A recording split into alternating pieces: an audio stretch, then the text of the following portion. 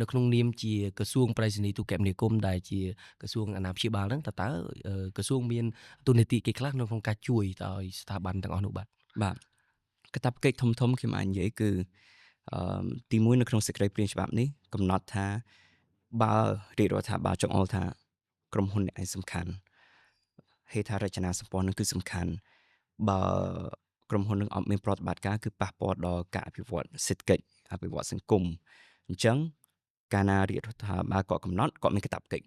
លើសគេហើយបាទហើយកាតព្វកិច្ចលើសហ្នឹងគឺដោយសារតែសារៈសំខាន់នៃអង្គភាពគាត់ហ្នឹងអញ្ចឹងនៅពេលដែលគាត់មានកាតព្វកិច្ចគាត់ត្រូវតាមសេចក្តីព្រាងច្បាប់នេះគឺអនុវត្តតាមគោលការណ៍ណែនាំមួយគោលការណ៍ណែនាំដែលយើងបានកំណត់ក្នុងច្បាប់ហ្នឹងអឺដូចជាគាត់ត្រូវវឹកហាត់បាទមន្ត្រីឬក៏បុគ្គលិករបស់គាត់នៅក្នុងក្រុមហ៊ុនហ្នឹងឲ្យចេះឲ្យយល់ដឹងអំពីសន្តិសុខ Cyber យើងហៅថា Cyber Security Training អីចុះ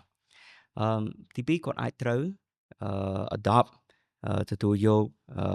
កាតព្វកិច្ចមួយចំនួនដូច្នេះដូចនៅពេលដែលគាត់ជួលសេវា cloud អីគាត់ត្រូវរើសសេវា cloud ដែលមានសន្តិសុខរឹងមាំឬក៏មានអាជ្ញាប័ណ្ណពីក្រសួងប្រៃសណីយ៍ទូរគមនាគមន៍បាទអឺហើយទី3គឺគាត់ត្រូវ adopt ទទួលយកទម្លាប់មួយចំនួនអឺនៅពេលដែលគាត់មិនត្រឹមតែរឿងបច្ចេកវិទ្យាទេប៉ុន្តែរឿងមនុស្សផងដែរបាទឧទាហរណ៍គាត់ត្រូវបញ្យល់ឬក៏ណែនាំទៅបុគ្គលិកគាត់គ្រាន់ជាឧទាហរណ៍ជាក់ស្ដែងទេនៅពេលដែលមាន password លេខកូដសម្ងាត់អីមិនសរសេរលើกระดาษទោះបីលេខកូដសម្ងាត់គឺល្អមិនក៏ដោយប៉ុន្តែកុំសរសេរនៅលើกระดาษហើយយកกระดาษហ្នឹងទៅបិទទៅលើកុំព្យូទ័រអញ្ចឹងទោះបីមានបច្ចេកវិទ្យាល្អមិនក៏ដោយក៏ការពារមិនចេញដែរបាទព្រោះបើយើងអត់មានទម្លាប់ឬក៏ training អីត្រឹមត្រូវនោះ គេលោកគាត់គិតថាអីសរសេរទៅស្រួលចាំជាងឯអាដាម បាទប៉ុន្តែនឹងក៏បង្កើតជាហានិភ័យមួយដែរបាទអឺហើយអញ្ចឹងគាត់ត្រូវអឺធ្វើអនុលោមតាមកាតព្វកិច្ចទាំងអស់នេះទី1ទី2ជាប្រចាំឆ្នាំគាត់ត្រូវអឺបញ្ជូនរបាយការណ៍វាតម្លៃហានិភ័យបាទនៃក្រុមហ៊ុនរបស់គាត់ដែលយើងហៅថា risk assessment បាទ report ហើយរាល់2ឆ្នាំម្ដងគាត់ត្រូវដាក់បញ្ជូននៅរបាយការណ៍ audit ធ្វើសវនកម្មដែលមានភាពទូលំទូលាយជាងហើយទាំងអស់នេះគឺប្រតិកលាជាមួយនឹងក្រសួងបរិស្ថានទូរគមនាគមន៍ដែលគាត់ដើរតួជានាយកនៅក្នុងវិស័យនេះជាក្រសួងអាណាព្យាបាលក្នុងការពិនិត្យមើលទៅលើសន្តិសុខ Cyber បាទអញ្ចឹងការណាគាត់បញ្ជូនរបាយការណ៍គឺក្រសួងប្រៃសណីយ៍ទូរគមនាគមន៍យើងបន្តតាមដានជាពិសេសអង្គភាពណាដែលរដ្ឋាភិបាលកំណត់ថាសំខាន់ហ្នឹងថាអឺតើគាត់មានបានបន្តតាមដាន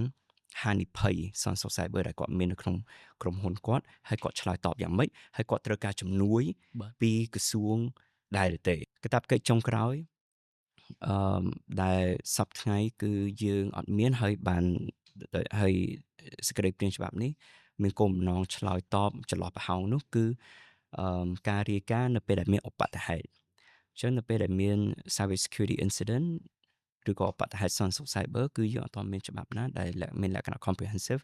ដែលបង្កើតជាកាតព្វកិច្ចរាយការណ៍ទេហើយអញ្ចឹងនៅក្នុងករណីនេះអឺបើមានឧបទ្ទហេតុមួយដូចគេវាយលុកឬក៏ជួនកាលករណីខ្លះមិនមែនគេវាយលុកទេប៉ុន្តែអឺដូចរឿង CrowdStrike បាទគឺមិនមែនគេវាយលុកទេប៉ុន្តែដោយសារ update patch បាទខុសខ្លួនឯងហើយចឹងទៅធ្វើឲ្យម៉ាស៊ីនគាំងទាំងអស់អា blue ហ្នឹងក៏ screen បាទ blue blue screen អាហ្នឹងក៏បង្កើតជាឧបទ្ទហេតុមួយដែរបាទអញ្ចឹងការណាបង្កើតជាឧបទ្ទហេតុធ្វើឲ្យប៉ះពាល់ដំណើរការសេដ្ឋកិច្ចសង្គមរបស់យើងក៏ត្រូវមានការរាយការណ៍ដើម្បីក្រសួងហើយនឹងរដ្ឋាភិបាលអាចមានព័ត៌មានហ្នឹងនឹងឆ្លើយតបជួយទៅដល់ក្រុមហ៊ុនទាំងនោះដែលយើងបានជារដ្ឋាភិបាលកំណត់ពីមុនមកថាជាអង្គភាពដែលមានហេដ្ឋារចនាសម្ព័ន្ធសំខាន់បាទអញ្ចឹងគាត់មានកាតព្វកិច្ចអឺមួយចំនួនធំតែសុទ្ធតែពួកគាត់សិតតែក្រុមហ៊ុនធំទេអឺនេះគឺខ្ញុំសូមបញ្ជាក់កាតព្វកិច្ចនេះគឺមិន apply អនុវត្តចំពោះ SME ទេក្រុមហ៊ុនតូចៗទេគឺតែក្រុមហ៊ុនណាដែលរដ្ឋាភិបាលកំណត់ថា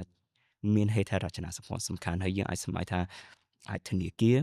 អាចក្រុមហ៊ុនប្រតិបត្តិការទូរគមនាគមន៍ជាដើម